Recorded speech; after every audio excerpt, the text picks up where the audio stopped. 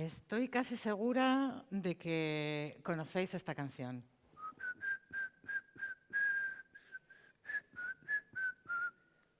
¿No? ¿Quién se la sabe? Perfecto. Nuestro siguiente ponente es Ivonne Cancio. Él es profesor pleno de Biología Celular e Investigación de la Estación Marina de Plencia. Investiga sobre los aspectos moleculares y celulares de la diferenciación sexual en peces, como los contaminantes y el cambio global tienen efecto en la forma en que los peces se diferencian entre chicos y chicas. Dice ser seres de Baquio, del caserío Panadiena, pero de las cosas de la huerta, poco y un poquito más de las cosas del mar. Así que vamos a recibirle cantando con un aplauso.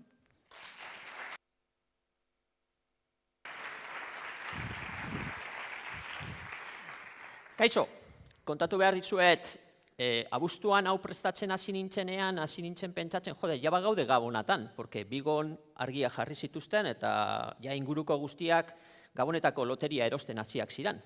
Eta berdaz, pentsatu nuen, kontatu behar nizuena, abesti famatu bat abestu egiten dana hemetik eta hegoaldera, ez dela benetan egia. Ez da egia ibaietako arrainek ura edaten dutenik. Eta edango balute txisa egiten no aldute. Porque asko edaten duzuenean, txisa egiten duzue. Bueno, nik enduta, porque prostata arazoa ditut. Ongi, hau ez da egia. Ez da bat ere egia. Zergatik ez da egia? Gauza batengatik. Por la osmosis. Eta zer da osmosia? Bueno, asko pentsatuko duzue, dala Egiptoko faraoi bat, Osiris edo Anubis edo Isis bezala, baina ez, printzipio edo fenomeno fisiko bada. Eta hor, izorratu egiten gara biologo guztia, porque azkenean beti fisikoek azaldu egiten digute guztia. Alan bere, biologoak askoza sexiagoa gara. Zer da osmosia? Ia, osmosiak azaldu egiten du, bi izuri dituzuenean, bi likido dituzuenean, gatz kontzentrazio desberdinekin, eta baldin baduzue mintz semiragazkor bat beraien artean, ura pasatuko da gatz asko dagoen tokitik, gatz gutxi dagoen tokira. Bai? Hori da osmosia. Ongi. Hau, printzipio hau dela eta baietako arrainek ez dute urik edaten. Zer da gertatu egiten dena? Urgezan, osmolaritatea oso txikia da. Eta urgezetako arrainetan osmolaritatea handia da. Hau da, gatz asko daude. Eta edozein izaki bizidunen zelunetako mintzak dira mintz semiragazkorrak. Honek esan nahi du, hauetan gertatu egiten dena da urgezan dagoen ura sartu egiten zaiela zelula guztietatik. Leku guztietatik sartu egiten zaie ura. Eta orduan ez dute urik edan behar. Behar dutena da intxurrun bat oso garatua ura jariatu ahal izateko. Eta beraz, urik ez dute edaten, sartu egiten zaielako zelula guztietatik, baina txisa egiten dute parra-parra. Ia, ibaietako arrainetan dagoen arriskua da hau, izpustu egingo direla eta lehertu egiten direla. Eta hori ekiditzeko ez dute urik edaten eta txisasko egiten dute.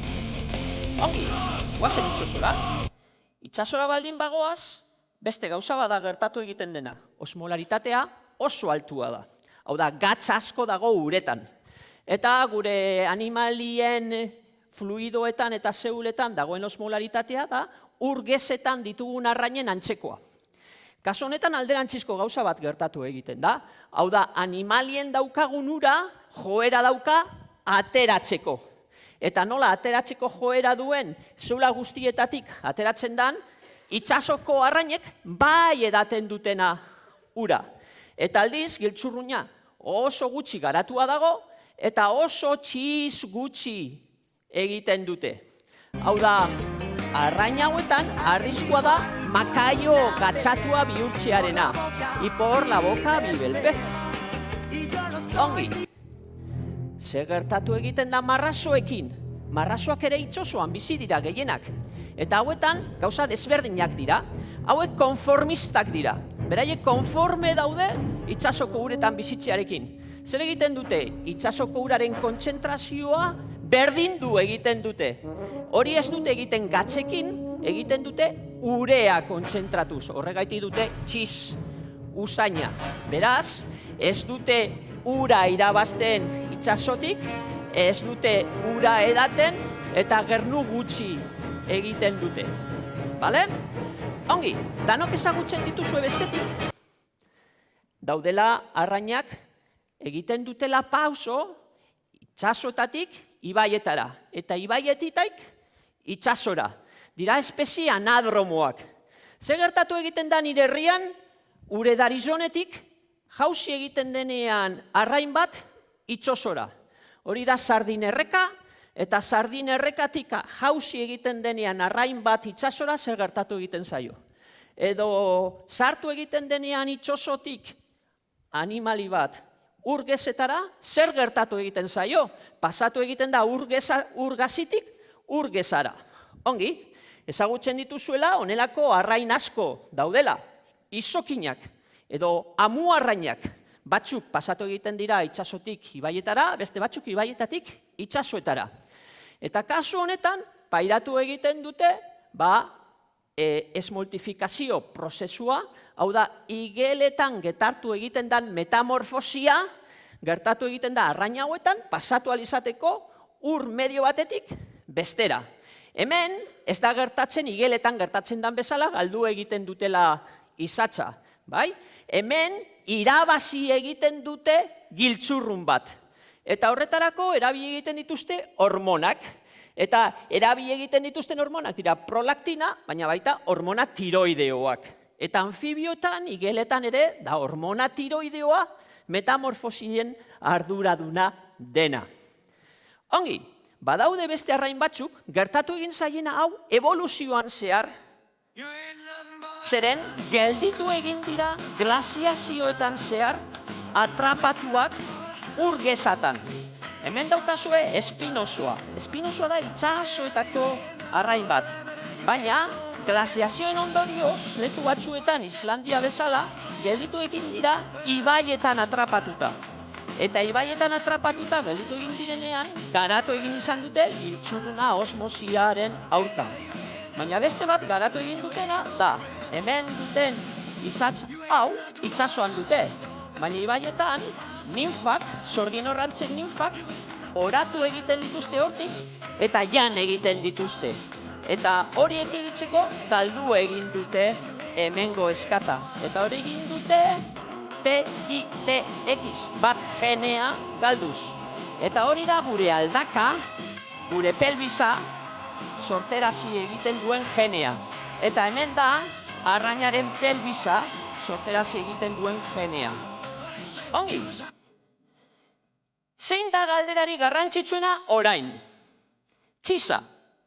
Ongi. Sistatu egiten baldin bazaitue marmoka batek edo kalabera portugues batek, egin behar diozue txiza gainean? Ez, batetik txiza beroa dago, eta beroa egonik atera egiten du toksina gehiago dauden zeuretatik, eta bestetik da hipoosmotikoa. Hau da, ez da urgezearen osmolaritatea ez dauka, baina ez dauka itsasokoa, eta orduan osmolaritatea ezberdintasuna direla eta toksina gehiago atera egiten da. Beraz ez egin txizik. Bestetik, zaharrenak ezagutuko duzue hau. Ni Amazonasen egon nintzenean, beldurrarekin nengoen txiza egiteko Amazonasera. Porque esaten dute, dagoela arrain bat, igo egiten dela gernutik, eta gero zabaldu egiten ditu berezkatak, eta uretran gelditu egiten dena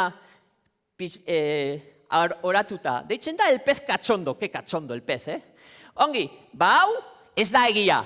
Bai existitzen da arraina, eta sartu egiten da beste arrain batzuen zuloetatik, baina ez gizakietara. Eta gero, badu usainik arrainen txizak. Eta zeintzuk arrain dute usain gehiago, itsasokoak edo ibaietakoak. Ongi, bai, arrainen txiza badauka usaina, eta oso garrantzitsua da. Esan dizuet, ibaietako arrainek txiza egiten dutela.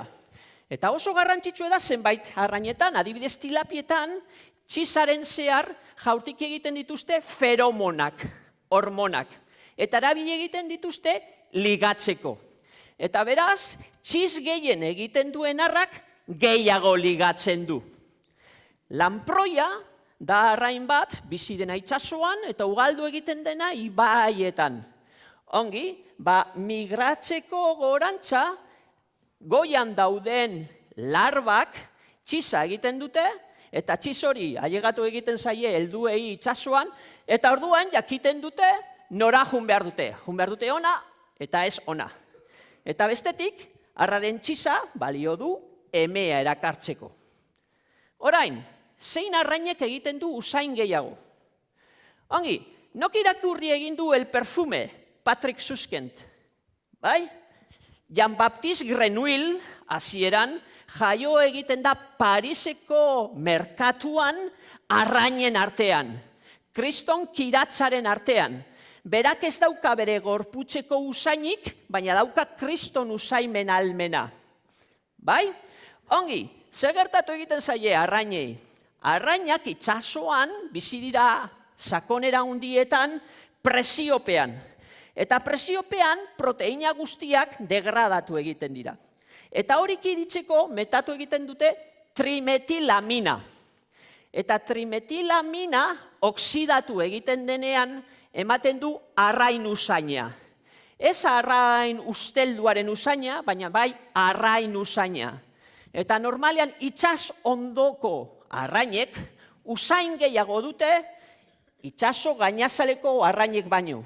Eta itsasoko arrainek dute usaimen gehiago ibaietako arrainek baino. Oso garrantzitsua da zuentzako. Zeren zuek ere proteina jaten baldin baduzue, trimetilamina ekoizten duzue. Eta mutazio baten ondorioz gertatu daiteke trimetilamina oksidatzea. Eta ondorioz trimetilamin oksidoak sorteraz egiten du arrain usaina. Gaixotasuna hau deitzen da trimetilaminuria, eta danok diskotekara zoaztenean norbait asmatu duzue aldameneko arrain usaina. Bai? Hau oso garrantzitsua da, txiza garrantzitsua da, osmosia oso garrantzitsua da, que no os la metan con queso, zientzia da garrantzitsua, gora zientzia eta zientzia izan daria zuekin eta zuen espirituarekin.